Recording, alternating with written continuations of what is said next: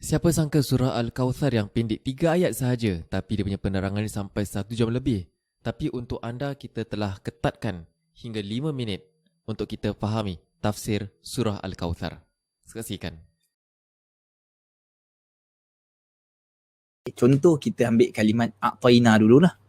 Kan? Kita ambil kalimat a'taina.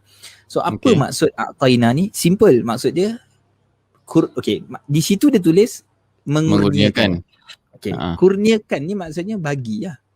Ya, bagi. Betul. Ya, betul. Mengurniakan maksudnya memberi. Okey, tetapi memang lain kan. Ejaan kan lain. Kurnia dan beri kan lain. So a'ta ni kita nak discuss buat a'ta. A'ta ni maknanya bagi. Okey, kita ambil dulu bagi. Maksudnya beri. Okey. Now ada perkataan-perkataan lain juga dalam Al-Quran atau dalam bahasa Arab yang boleh membawa maksud bagi juga, seperti kalimat ata. Contoh ata yu'ti. Alladzina atainahumul kitab. Allah sebut pada orang Yahudi, orang Nasrani, kami telah bagi kamu Alkitab.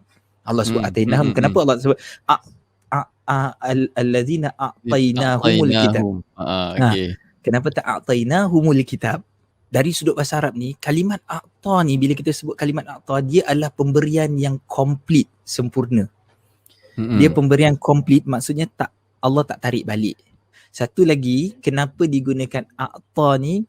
A'ta ni juga adalah jenis pemberian yang tadi kita kata besar, yang kita kata sempurna, and also dia adalah pemberian yang tak dijangka-jangka. Dia pemberian yang surprise. Dia pemberian yang jenis surprise. Okay, pemberian a'tai ke ataupun hab? A'ta ni. A'ta ada lagi sifat ini surprise. Sifat-sifat lah. Yes, antara sifat-sifat dia ni adalah dia berbentuk sifatnya surprise. Macam hadiah lah. Macam hadiah kan surprise. Dia macam hadiah tadi. Dia macam hadiah tadi, tapi pemberian itu sempurna, confirm dapat. Okay, sempurna, confirm dapat. Dan dia adalah sesuatu yang berbentuk surprise. Kita tak jangka perkara tersebut. Sebab kita kata, sebab selepas itu word dia penting. Word dia Al-Kawthar. Al-Kawthar ni adalah sesuatu yang besar. Al-Kawthar ni, okay, Al-Kawthar ni dia daripada kalimat kathura. Kathura ni banyak. Okay. Kalau kau nak cakap sesuatu yang lebih banyak, kau nak describe sesuatu yang this is too much, sangat-sangat banyak kan, kita akan guna sifat ini. Sifat mubalaghah nama dia. Maknanya bersangatan. Maknanya kita akan understand yang Kawthar maknanya terlampau banyak sampai tak kira. Kedua, penggunaan past tense ni dia membawa maksud kelengkapan tau, completeness, complete. Dia sudah berlaku, complete dan complete lah, lengkap lah. Jadi ini antara beberapa yang kita boleh pelajari, kita dapat daripada kalimat a'taina ni. Yes, adalah sesuatu, Kawthar adalah suatu kenikmatan yang besar, suatu kebaikan yang banyak kan, yang Allah SWT berikan kepada Rasul. Tapi benda ni yes, memang confirm. Kenapa mendirikan solat? Fasalli li rabbika wanhar. Maka solatlah untuk Tuhan kamu, wanhar. So, bila lah Allah SWT terus sebutkan inna a'tainakal kautsar, Allah kata aku dah berikan kepada kamu al-kautsar, kebaikan yang banyak. Aku dah berikan kepada kamu sungai yang mengalir kan, kebaikan-kebaikan ni. Terus Allah SWT mention, Allah kata fasalli li rabbika wanhar. Okay, sekarang ni bila kita dapat sesuatu, kita ucap syukur. Okay, dan kita maksudnya bila Allah dah bagi sesuatu pada kita, apa yang kita diminta daripada kita ni adalah ucapan syukur kita pada Allah SWT lah. So Allah sebutkan pada Rasul, okay, the next step apa selepas aku dah bagi berita gembira ni? The next step apa selepas aku dah bilang kau akan dapat Al-Kawthar dan umat-umat kamu akan dapatkan kebaikan daripada Al-Kawthar tersebut. Okay, fasalli, maka hendaklah engkau solat. Ini nak menunjukkan bahawa solat adalah satu-satu bentuk amalan yang paling clear menunjukkan kesyukuran kita pada Allah SWT. Walaupun ada banyak cara lain, kita boleh sebut Alhamdulillah, kita boleh buat apa-apa macam-macam, tapi solat adalah satu-satu cara, adalah salah satu bentuk yang paling besar tunjukkan kita punya kesyukuran kita pada Allah SWT. Susah nak jaga amalan kita daripada kita menunjukkan pada orang.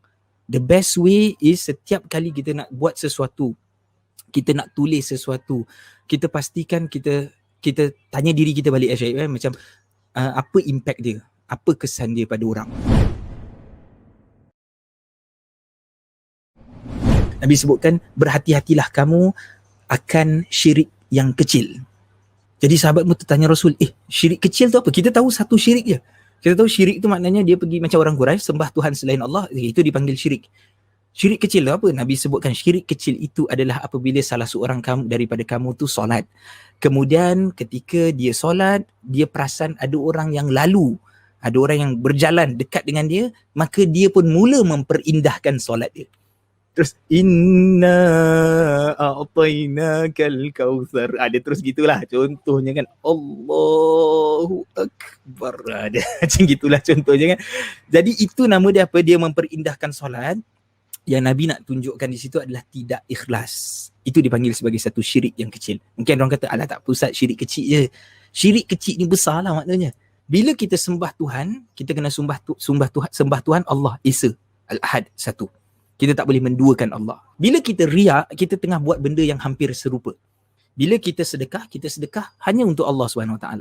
Tapi bila kita sedekah untuk Allah dan kita sedekah untuk kita nak tunjukkan orang lain, seolah-olah kita buat for these two. Untuk Allah and for the sake orang pun nak orang nampak. Betul ke Nabi SAW terputus keturunan? Inna syani'aka huwal abtar.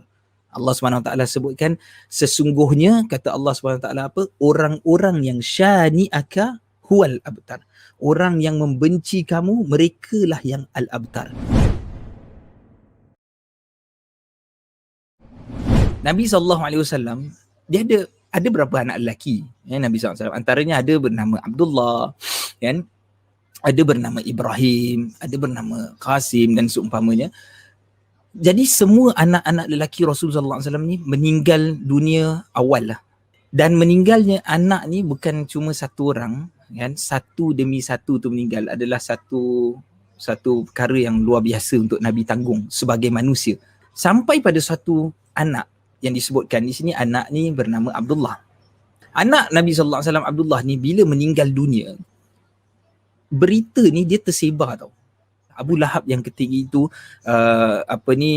sangat menentang Rasulullah SAW, tapi dia adalah sebahagian daripada orang kampung tersebut. Dia adalah family Rasulullah SAW. Bila dia dengar peristiwa itu, dia terus sebutkan Batara Muhammad.